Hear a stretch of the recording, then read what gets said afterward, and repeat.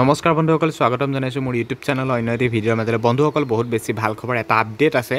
আৰু যিসকলৰ বয়স বহুত বেছি হৈ গ'ল আৰু বয়স হোৱা নোহোৱা সকলোৱে চাব, এই খবৰটো জানিবলৈ পাই হয়তো বহুতৰে মনটো ভাল লাগিব, কাৰণ অফিচিয়েল এটা খবৰ হয়, কোনো ধৰণৰ ফেক নহয়। অফিচিয়েল নটিফিকেশ্যনৰ সৈতে এই ভিডিঅ'টো দেখুৱাই বা বুজাব চেষ্টা কৰিছোঁ সকলোৰে বাবে। এই ভিডিঅ'টো বহুত বেছি হেল্পফুল হ'ব, সকলোৱে চাব, শেষলৈকে চাব। ফুল ইনফৰ্মেশ্যন দিম, চিলেকশ্যন প্ৰচেছৰ কথাটো কমেই, তাৰ উপৰিও আপোনালোকে নজনা কিছু কথা এই ভিডিঅ'টোত জানিব পাব। অৰ্থাৎ বহুত কেণ্ডিডেটে কৈ আছে বা তেওঁলোকৰ এই কাৰণসমূহ তেওঁলোকৰ লগত হৈ পৰিছে। অৰ্থাৎ মুখ্যমন্ত্ৰী মহোদয়ে যিহেতু ইতিমধ্যে সময়সূচীও আগবঢ়াইছে, নটিফিকেশ্যন বা অনলাইন এপ্লাই সময়সূচী যিহেতু ইতিমধ্যে আগবঢ়াইছে, মানে বহুখিনি আগুৱাই দিলে, গম পাইছে সেই কথাখিনি। যিহেতু মুখ্যমন্ত্ৰী মহোদয় অক্টোবৰ নৱেম্বৰ এই সময়খিনিৰ কথা কৈ আছিল বা ডিচেম্বৰৰ কথা কৈ আছিল, ইতিমধ্যে মাজত মাত্ৰ 3টা মাহ আছে, অৰ্থাৎ ছেপ্টেম্বৰ মাহতে আছাম পুলিচৰ লগতে আছাম ফৰেষ্টতো পোষ্ট আহিব। এতিয়া মেইন কথাটো হ'ল, যিহেতু আছাম পুলিচত পোষ্ট আহিলে বহুতৰে হয়তো বয়স নহ'ব এপ্লাই কৰিবৰ বাবে, বা বহুতৰে বয়স বহুত বেছি হৈ গ'ল। এতিয়া বয়স বহুতৰে হৈ গ'ল বা তেওঁলোকৰ এইবাৰো কিছুমানে নাম নাহিলে, এতিয়া তেওঁলোকৰ কি হ'ব? তেওঁলোকে চিন্তা কৰাৰ প্ৰয়োজন নাই। এইবাৰ ফৰেষ্ট গ্ৰেড 1ৰ লগতে ফৰেষ্ট গাৰ্ডতো পোষ্ট আহিব, য'ত নেকি সেইখিনি পোষ্টত আপোনালোকে 40 বছৰলৈকে এপ্লাই কৰিব পাৰিব। নটিফিকেশ্যনটো চাওক, D নম্বৰ ইয়াত লিখা হৈছে, এইখন যোৱা বছৰ নটিফিকেশ্যন। চাওক, D নম্বৰ এগ্ৰি বুলি লিখা হৈছে, AGE। ইয়াত লিখা হৈছে for the post of grade 1 আৰু গাৰ্ড আৰু ড্ৰাইভাৰ।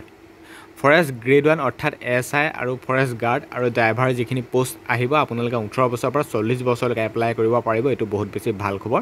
আৰু য'ত নেকি আপোনালোকে পুলিচত এপ্লাই কৰিব নোৱাৰিব, এইবাৰ আপোনালোকে ফৰেষ্টত এপ্লাই কৰিব পাৰিব এই পোষ্টখিনি আহিলে। আৰু যিখিনি আমাৰ APF কনষ্টেবল, সেইখিনিত আপোনালোকে 18 বছৰৰ পৰা 25 বছৰলৈকে জেনেৰেল, বাকী ST SC 5 বছৰ আৰু OBC 3 বছৰ, এইখিনি কথা গম পাইছে। এতিয়া বয়সৰ কথাটো গম পাই গ'ল, এটা বহুত বেছি ভাল খবৰ, মনটো নিশ্চয় ভাল লাগিছে। কাৰণ পুলিচত বহুতে এপ্লাই কৰিব নোৱাৰিব, কাৰণ পুলিচত যিহেতু 40 বছৰলৈকে এনেকৈ দিয়া নহয়। গতিকে ফৰেষ্টত আহিলে আপোনালোকে এপ্লাই কৰিব পাৰিব, সেইটো কাৰণে বহুতেই বেছি ভাল খবৰ। আৰু আপোনালোকে জানেই যে আমাৰ হাইটৰ কথা, চেষ্টৰ কথা, এইখিনি নিশ্চয় মন কৰিছে, মই দেখুৱাই আছোঁ এইখন অফিচিয়েল নটিফিকেশ্যন। আৰু যোৱাবাৰ 1200, 900, 80টা, 264 তেনেকৈ পোষ্ট আহিছিল, কিন্তু এইবাৰ হয়তো 3000 মান পোষ্ট আহিব। টোটেল 3000 মানৰ ভিতৰত হয়তো ভাগ বিতৰণ কৰিব, বা গাৰ্ডত ইমান দিব, APFত ইমান দিব, ড্ৰাইভাৰত ইমান দিব, তেনেকুৱা ধৰণে ভাগ বিতৰণ কৰি মুঠতে পোষ্টসমূহ আহিব আমাৰ ছেপ্টেম্বৰ মাহত। বহুতেই বেছি ভাল খবৰ, আপোনালোকে নিশ্চয় গম পাইছে। এতিয়া আহিছোঁ মেইন কথা, আমাৰ চিলেকশ্যন প্ৰচেছটোলৈ।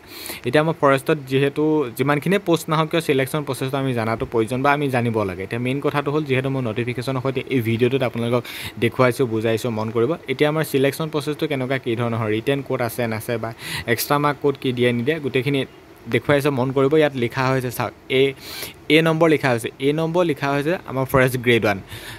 ফৰেষ্ট গ্ৰেড 1 40 নম্বৰ হয় ফিজিকেল টেষ্ট। ফিজিকেল টেষ্টটো জানে, 1600 মিটাৰ ৰানিং বা লং জাম্প থাকে, 800 মিটাৰ ৰানিং, আকৌ লং জাম্প থাকে ল'ৰা ছোৱালী, সেইখিনিয়ে 40 নম্বৰ ফিজিকেলটো হয়। আৰু ৰিটেন টেষ্টটো হ'ব 100 মাৰ্কৰ, তাত তোমালোকৰ নিগেটিভ মাৰ্কিং আছে। যিহেতু গ্ৰেড 1 এটা SI চাকৰি হয়, গতিকে তাত নিগেটিভ মাৰ্কিং দিবই বা আছেই।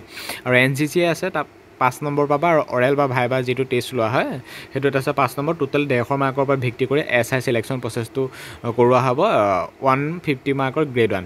আৰু বাকী আছিলে ফৰেষ্ট গাৰ্ড আৰু APF কনষ্টেবল। ফৰেষ্ট গাৰ্ড আৰু APF কনষ্টেবলৰ চিলেকশ্যন প্ৰচেছটো একেই। ইয়াত APF কনষ্টেবলত আছে তোমালোকে বা ফৰেষ্ট গাৰ্ডত তোমালোকে একেলগে ৰানিং কৰিব লাগিব, কম্বাইন কৰি 40 নম্বৰ ফিজিকেল টেষ্ট, 3200 মিটাৰ বা 16,400 ফুট লং জাম্প, তেনেকুৱাই পুলিচৰ নিচিনাই। ৰিটেন টেষ্ট হ'ব 50 মাৰ্কৰ, নিগেটিভ মাৰ্কিং নাথাকে। NCC 5 number. অৰেল বা ভাইবা টেষ্টটো যিটো 5 নম্বৰ, টোটেল 100 মাৰ্কৰ চিলেকশ্যন কৰা হ'ব। কিন্তু এতিয়া মেইন কথাটো হ'ল, যিটো গ্ৰেড 1 আৰু তাৰপিছতে আছিলে আমাৰ ফৰেষ্ট গাৰ্ড। ফৰেষ্ট গাৰ্ডটো আছে হাই ছেকেণ্ডেৰী পাছ, আৰু APF কনষ্টেবলটো হৈছে, যিটো কনষ্টেবল আছে সেইটো হৈছে 10 পাছ। 10 পাছত খোজকাঢ়িব নালাগে। কিন্তু আমাৰ যিটো ফৰেষ্ট গাৰ্ড আছে হাই ছেকেণ্ডেৰী পাছ, আৰু যিটো গ্ৰেড 1 আছে SI আৰু BA পাছ, এই দুইটা পোষ্টত এই গোটেইখিনি কোৱালিফাই কৰাৰ পিছত, অৰ্থাৎ ফিজিকেল পাছ কৰাৰ পিছতে খোজকাঢ়িবলৈ মাতিব।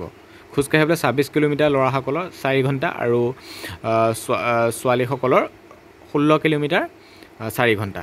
26 কিলোমিটাৰ 4 ঘণ্টা ল'ৰাসকলৰ, ছোৱালীসকলৰ 16 কিলোমিটাৰ 4 ঘণ্টা খোজকাঢ়িব লাগিব। এইটো কোনো ধৰণৰ মাৰ্ক নিদিয়ে, মাৰ্ক দিব এইখিনি প্ৰচেছতে। মই ইয়াত যিখিনি দেখুৱাইছোঁ, ইয়াতে তোমালোকে মাৰ্ক পাবা, বাকী খোজকঢ়াত তোমালোকে একো মাৰ্ক নোপোৱা। ফৰেষ্ট গাৰ্ড আৰু ফৰেষ্ট গ্ৰেড 1ত তোমালোকে খোজকাঢ়িবই লাগিব। যিহেতু ফৰেষ্টৰ চাকৰিটো খোজকাঢ়ি ফুৰিব লাগে, বিভিন্ন ধৰণৰ পাহাৰী এলেকাত বা বৰ্ণ সংৰক্ষিত এনেকুৱা ধৰণৰ অঞ্চলত থাকিব লাগিব, যিহেতু এইটো বন সুৰক্ষা বাহিনী। গতিকে তোমালোকে এই খোজকাঢ়িব লাগিব। আৰু খোজ কঢ়া কোনো ধৰণৰ মাৰ্ক নাথাকে। মই যিখিনি দেখুৱাইছোঁ নটিফিকেশ্যনে যিখিনি কৈছে এইবোৰতে তোমালোকৰ মাৰ্ক দিব, বাকী খোজ কঢ়াত তোমালোকৰ মাৰ্ক নিদিয়ে। গতিকে এতিয়া নিশ্চয় গম পালা, বয়সৰ কথা গম পালা, 40 বছৰলৈকে এপ্লাই কৰিব পাৰিবা। আৰু 10 পাছ হ'লে APF কনষ্টেবল, ফৰেষ্ট গ্ৰেড 1 আৰু ফৰেষ্ট গাৰ্ড, তোমালোকে হায়াৰ ছেকেণ্ডেৰী BA পাছ এইখিনি লাগিব। গতিকে ভাল খবৰে, নটিফিকেশ্যনখন দেখুৱাই দিছোঁ, তোমালোকে ST SC OBC MOBC সকলোৱে এপ্লাই কৰিব পাৰিবা। ইয়াত দেখুৱাইছে, মন কৰিছে তোমালোকে। ইয়াত ফৰেষ্ট গ্ৰেড 1 আৰু ফৰেষ্ট গাৰ্ড 26 কিলোমিটাৰ আৰু ছোৱালীসকলক 16 কিলোমিটাৰ 4 ঘণ্টা। নিশ্চয় গম পাইছে। আৰু মাৰ্কসমূহৰ কথা গম পাইছে। C চাৰ্টিফিকেট থাকিলে 5 নম্বৰ, B থাকিলে 3 নম্বৰ, A থাকিলে 2 নম্বৰ, এক্সট্ৰা যি 5 নম্বৰ আছে, অৰেল বা ভাইবা টেষ্টৰ 5 নম্বৰ। আৰু ইয়াত নিশ্চয় গোটেইখিনি নটিফিকেশ্যনো মন কৰিছে ক'ত কি আছে নাছে। গতিকে ভাল খবৰ, তোমালোকক দেখুৱাব চেষ্টা কৰিলোঁ। আৰু এইটোও দেখুৱাই ল'ব বিচাৰিছোঁ যে 100টা কুৱেশ্যন থাকিব 50 মাৰ্কৰ, 9-10 লেভেলৰে কুৱেশ্যন থাকে ড্ৰাইভাৰ কনষ্টেবল সকলোতে এইবিলাক। বাকী গ্ৰেড 1 যিটো আছে 100 নম্বৰ ৰিটেন টেষ্ট হ'ব, 100টা কুৱেশ্যন, নিগেটিভ মাৰ্কিং থাকিব। এইটো দেখিছা, মন কৰিছা। গতিকে ইমানেই আপডেট আছিলে। খুব সোনকালে আমাৰ পোষ্ট আহিছে ছেপ্টেম্বৰ মাহত। আমি সাজু হৈ থকাটো উচিত।